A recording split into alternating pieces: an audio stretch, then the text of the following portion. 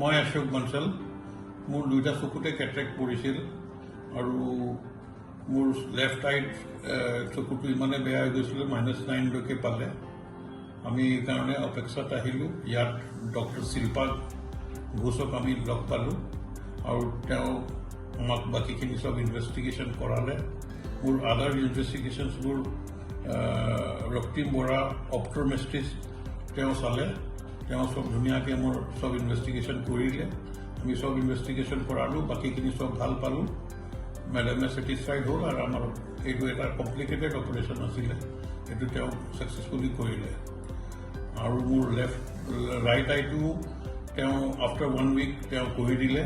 খুব ধুনীয়াকৈ কৰিলে আৰু আমি খুব ভাল পালোঁ এইটো কোনো প্ৰব্লেম পোৱা নাই এতিয়া মই আণ্ডাৰ মেডিকেশ্যনত আছোঁ আজি আমি ইয়াত আহিছোঁ চেকআপৰ কাৰণে সব ঠিক আছিল আৰু ধুনীয়াকৈ সব কাম হৈ গ'ল মোৰ এতিয়া মেডিকেশ্যন চলি আছে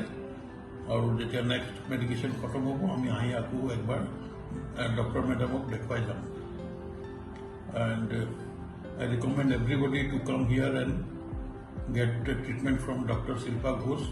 as she is very polite, gentle and very cooperative. Thank you.